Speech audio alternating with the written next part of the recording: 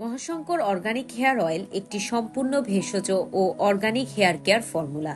এতে রয়েছে নারিকেল তেল, ক্যাস্টর অয়েল, কৃষ্ণতিলের তেল, রক্তচন্দন ও আমলকি সহ 23 প্রকার প্রাকৃতিক ও ভেষজ উপাদানের মিশ্রণ। মহাশঙ্কর হেয়ার অয়েলের নিয়মিত ব্যবহার আপনার চুলের যাবতীয় সমস্যা সমাধান করতে পারে।